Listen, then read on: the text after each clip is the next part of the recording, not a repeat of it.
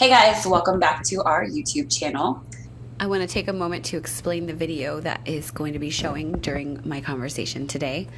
This is a couple clips about Rupert's reactions to closed doors, and I am going to explain a little bit more about why we took these videos and what's really going on towards the end of today's conversation. So just enjoy Rupert's weird reaction to closed doors for a few minutes until we get to that part.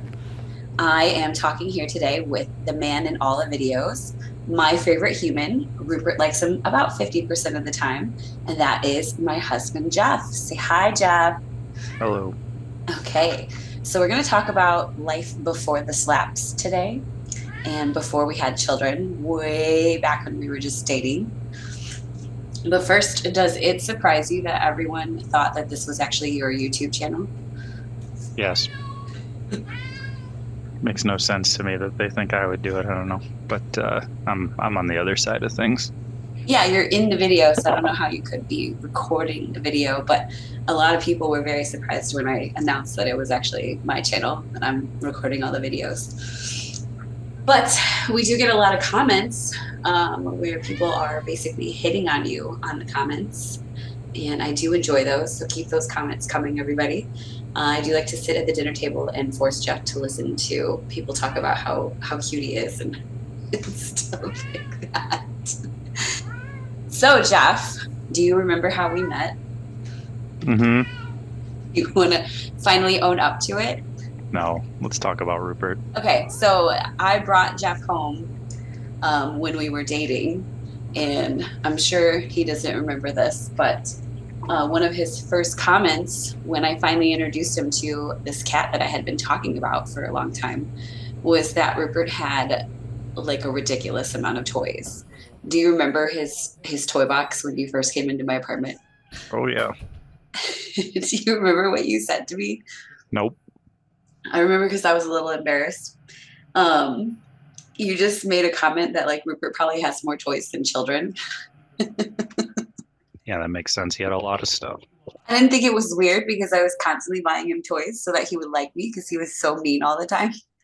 And no matter how many toys I bought him, he still was kind of crabby all the time. So I was trying to buy his affection. And then there's another story from when we were still dating, and it was another time that you had come over.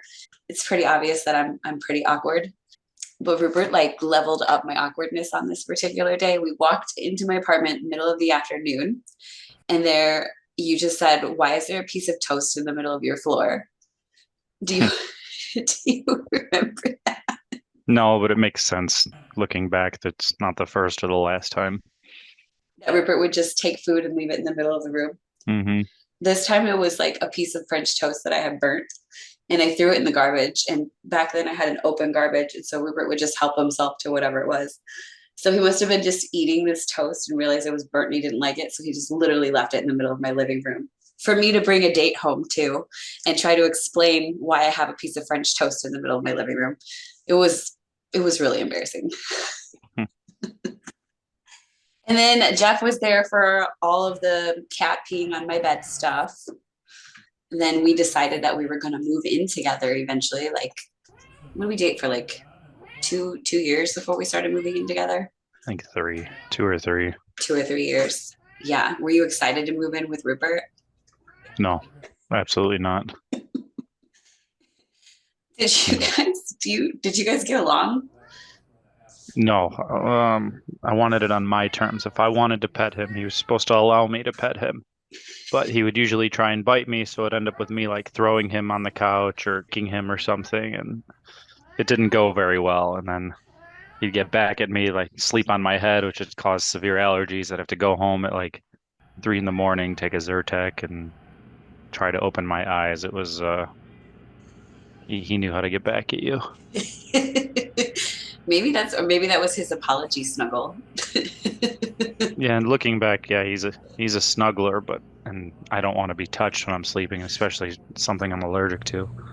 Yeah. But yeah, So you did start allergy shots before we moved in together. How often did you have to take those allergy shots?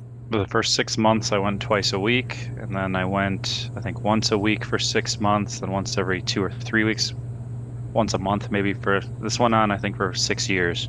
6 And years. then COVID happened, or just before COVID happened, my doctor's like, "All right, let's your allergies are good. You could stop taking these shots." And then so that's December 2019, and COVID happens. We have to stay full time home with Rupert, and my allergies go to hell afterwards. Yeah, yeah. So they worked while you were taking them, but I don't know. Maybe it was just COVID and the 24/7 cat exposure. And yeah, I didn't have to, at least when I went to the office, and didn't have to be near him. Yeah. So I think you were taking those shots for like a year before we moved in together. Hmm. And then that was a big thing that people would ask us about all the time. Like, what are you going to do if Jeff's allergies can't handle it? And we were just like, ooh, Give away the cat. I don't think so. But we also bought, I bought a Dyson pet vacuum for like $600 right before we moved in together to try to help with that, which I don't know what other It people did think. well. Yeah, no, it did pretty well. Yeah, but $600 at that time in our lives, in our mid 20s, late 20s, like that was a lot of freaking money. Hmm. But I would say it was worth the investment. It helped out a lot. Still use it. Still use it, still going strong. That's like 9 years. It's a 9-year-old Something vacuum. like that. Something like that. Yeah. So, um, and then when we first moved in together, do you remember how Rupert was when we first brought him to our new little loft apartment? Remember he got real murdery? He was always murdery towards me. He got real murdery towards me. Like I thought he was gonna Oh like, yeah, yeah. He was hissing all the time. Yeah, yeah. That happened when we moved to the next place too. Yeah. yeah, yeah. He hissed nonstop for like 24 hours. He scared me. Like I was afraid to come out of our bedroom. I thought he was gonna be there to just like maul me like a ferocious tiger or something. I've never seen him like that. I've seen him mad. And he did bite me that one time, but like I've never seen him that mad before. It was scary. Hmm. And then I have a lot of video footage that I'm gonna play of Rupert and his reactions to closed doors, which I was used to his reaction to closed doors. I had I stopped having closed doors in 2010 and I just made peace with it. But when we moved in together, we were trying to keep Rupert out of the bedroom so that Jeff's allergies would have a break somewhere in our apartment. And then do you remember what he would do when we closed the door? Yeah, we'd shut the door. He'd start meowing like crazy, and he wouldn't stop. And it was a lofted bedroom, so you could hear him over the back wall. And he'd jump on the door, and since the door wasn't super secure, you just hear it like moving back and forth the whole time. Not really something you could sleep through.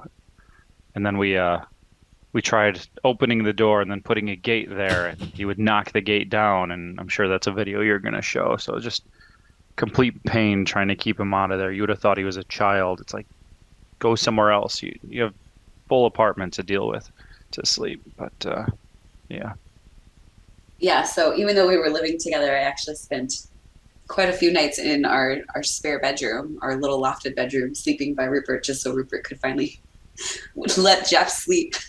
Because worse than having a kid. What a pain in the ass he was.